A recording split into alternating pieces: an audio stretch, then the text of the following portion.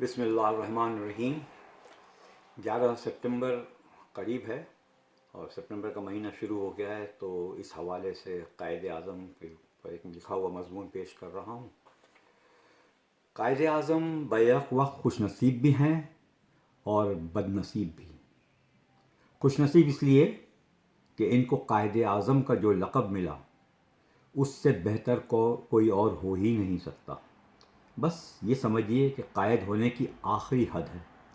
قائد ملت، قائد جمہوریت، قائد عوام یا قائد اعلیٰ جیسے خطابات کا قائد اعظم کا مقابلہ نہیں کر سکتے۔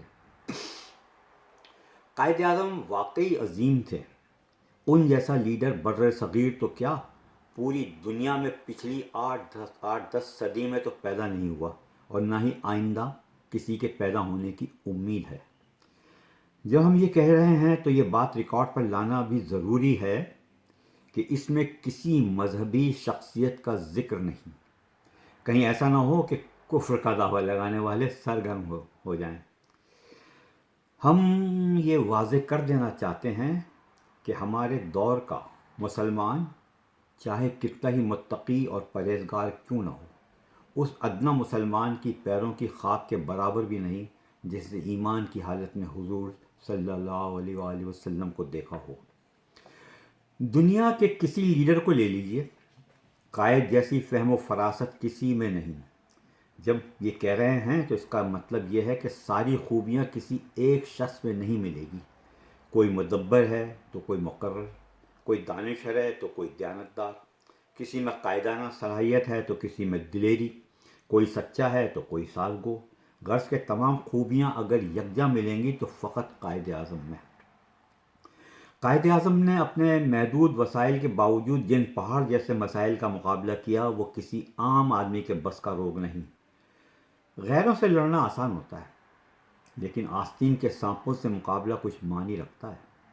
خاص طور پر مذہبی ٹھیکیدار اگر مخالفت پر کمر بستہ ہو جائیں تو عوام میں پذیرائی مشکل ہوتی ہے۔ پھر مذہبی ٹھیکیدار بھی کون؟ وہ جو بات بات پر صرف کفر کے فتوے صادر کرنے پر قادر تھے۔ بیچارہ لاؤڈ اسپیکر کے شمار میں تھا۔ وہ لوگ تو قائد اور ان کی بیگم محترمہ مریم جناح یعنی محترمہ رتی جناح کو بھی مسلمان ماننے پر تیار نہ تھے، جبکہ محترمہ کے اسلام قبول کرنے کی خبر سارے اخبارات میں چھپی تھی اور پارسیوں نے بھی ہنگامہ برپا کر دیا تھا۔ بس لا علم رہے تو یہ علماء عقل کے مارے یہ نہیں سوچتے کہ انہیں سول میرج کرنے میں کیا چیز مانے ہو سکتی تھی جو نکاح کر بیٹھے۔ جس وقت قائد کانگریس کی عبوری حکومت کی چیرہ دستیوں سے برسر پیکار تھے، یہ علماء کانگریس کے ساتھ کھڑے تھے۔ قائد اعظم کی فہم و فراست جانچنے کے لیے یہی بہتر ہے کہ تقریباً 70 سال پہلے انہوں نے بندے ماترم کی مخالفت کی تھی اور کانگریسی حکومت کے خاتمے پر مسلم لیگ نے یوم نجات منایا تھا، جبکہ جمعیت علماء ہند کو 70 سال بعد اب یہ توفیق ہوئی کہ بندے ماترم کے خلاف فتویٰ صادر فرما رہے ہیں۔ قائد نے غلط تو نہیں فرمایا تھا کہ ہمارے ساتھ علامہ شبیر احمد عثمانی ہیں جن کا علم و فراست ایک پلڑے میں اور بقایا علماء کا علم دوسرے پلڑے میں رکھا جائے تو مولانا عثمانی کا علم ان پر بھاری ہوگا۔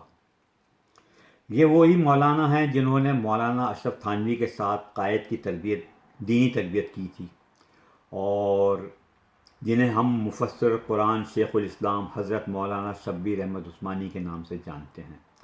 آپ نے قائد کی نماز جنازہ پڑھاتے وقت اپنی تقریر میں جو کچھ فرمایا اس کا مفہوم یہ تھا کہ وہ بیشتر بزرگان دین اور علماء کی صحبت میں رہے، لیکن قائد جیسا ایمان باللہ کسی اور میں نہیں دیکھا۔ بقول منشی عبد الرحمن خان، وہ صاحب ارشاد تھے، حضور نبی صلی اللہ علیہ وآلہ وسلم کے محبوب امتی اور برگزیدہ شخصیت بھی، وہ عارف باللہ تھے۔ منشی صاحب نے 2 کتابیں، کردار قائد اعظم اور قائد اعظم کا عقیدہ، بڑے اہتمام سے لکھی۔ ان میں ایسی دستاویزی حقائق پیش کیے گئے جنہیں جھٹلایا نہ جا سکے۔ گواہوں کی فہرست میں وہ صاحب کمال دینی ہستیاں ہیں جن پر شبہ کرنا بھی ناممکن ہے۔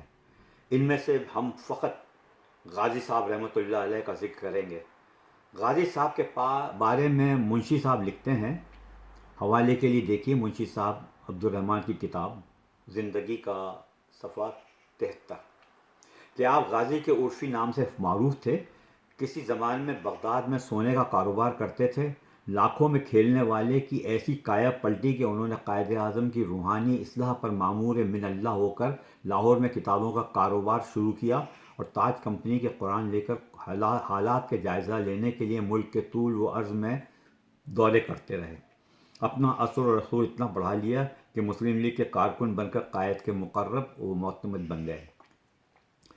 قائد کے جنازے میں شرکت کے لیے انہیں اپنی جدہ روانگی مؤخر کرنا پڑی۔ 12 ستمبر 1948 کو جہاز میں اپنا سامان چھوڑ کر جنازے میں شرکت کی تھی۔ جب قائد کے آخری سفر کا ذکر ہو ہی رہا ہے تو ہم جناب اسد ملتانی صاحب کے اس خط کا ضرور ذکر کریں گے جو انہوں نے منشی عبد الرحمن کو 28 ستمبر کو لکھا تھا۔ ملاحظہ فرمائیے۔ قائد اعظم کی وفات کے سلسلے میں ایک خاص بات جو غالباً اخبارات میں نہ نکلی یہ تھی کہ ان کے لیے کوئی خاص تابوت نہیں بنوایا گیا تھا۔ قریب کی مسجد سے عام تابوت منگوایا گیا تھا جس میں معمولی کھجور کی پتیوں والی چٹائی بچھی ہوئی تھی۔ تابوت میں محض پاکستانی پرچم تھا، کسی قسم کی کوئی قیمتی چادر نہ تھی۔ جھنڈے کے اوپر سرے کی جانب تھوڑے سے پھول تھے، البتہ قبر پر پھولوں کے انبار لگ گئے۔ روزانہ پھول ہٹائے جاتے ہیں اور نئے پھولوں کا انبار لگ جاتا ہے۔ ابھی تک رات دن قرآن خوانی کا سلسلہ جاری ہے اور لوگوں کا ہجوم رہتا ہے۔ اس مرد خدا نے عجیب موت پائی ہے۔ قائد کی نماز جنازہ میں جہاں کئی حیرت انگیز باتیں دیکھنے میں آئیں، وہاں چشم فلک نے یہ بھی دیکھا کہ لاکھوں مسلمانوں کی موجودگی میں کئی پارسی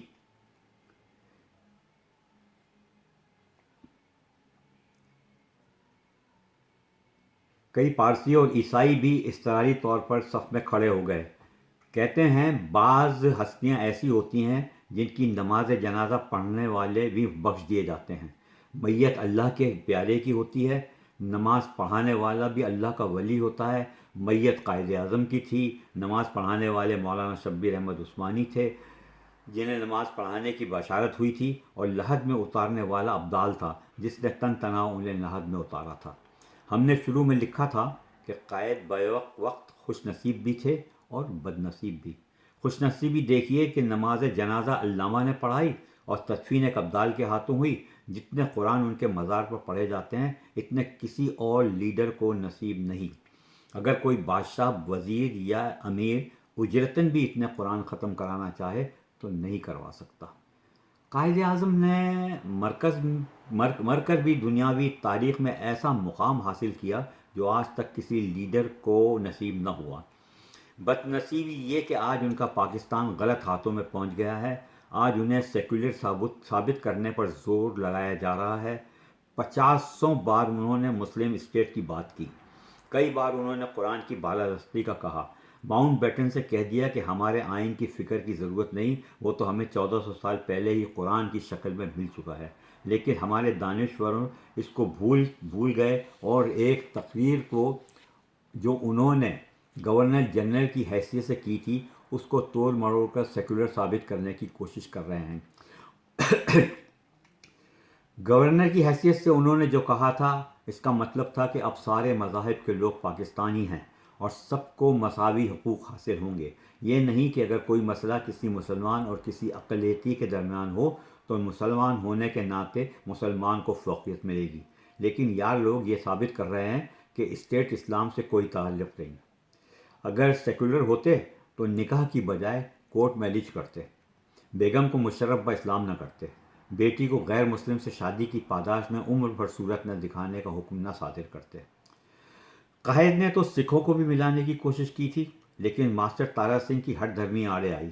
بعد میں ہندوؤں کے ہاتھوں رسوا ہونے کے بعد افسوس کیا کہ غلطی کی تھی۔ ایک اقلیتی لیڈر جناب مینڈل تو پاکستان آ بھی گئے تھے لیکن سازشیوں نے انہیں بھی ٹکنے نہیں دیا۔ طرفہ تماشا یہ کہ وہ حضرات جو بقول شخص فقط 8 کی یعنی جمعے کی، کھاٹ کی یعنی جنازے کی اور 360 کی یعنی عیدین کی نمازیں پڑھتے ہیں وہ بھی قائد کے نمازی ہونے پر شک کرتے ہیں۔ اس سلسلے میں فقیر منش دیانت دار مولانا حسرت موہانی کا ذکر سنایا ہوا یہ واقعہ کافی ہے۔ مولانا کانگریس کے سرگرم کارکن تھے۔ ایک دن غصے میں تہیہ کر کے کہ آج میں جناح سے نمٹ لوں گا، جناح صاحب کے گھر پہنچ گئے۔ ملازم نے روکتے ہوئے کہا کہ اس وقت صاحب کسی سے ملنے نہیں ملتے۔ یہ سن کر مولانا طیش میں آ گئے اور بقول خود ان کے ملازم کو ہٹا کر اندر چلے گئے۔ کمرے کا دروازہ بند تھا تو انہوں نے کھڑکی سے جھانکا اور حیرت زدہ رہ گئے، یہ دیکھ کر کہ قائد مسلح پر خضوع و خشوع سے نماز میں مشغول تھے۔ مولانا فوراً پلٹ گئے اور پھر کبھی قائد کی مخالفت نہیں کی۔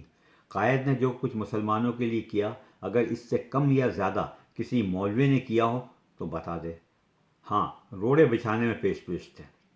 ان علماء کی وجہ سے کانگریسی کہتے تھے کہ مسلمان تو ہمارے ساتھ ہیں، لیکن الیکشن میں پول کھل گئی جب ایک بھی کانگریسی مسلمان جیت نہ سکا، حتیٰ کہ سرحد میں سرحدی گاندھی کے پیروکار ایک بھی سیٹ نہ لے سکے۔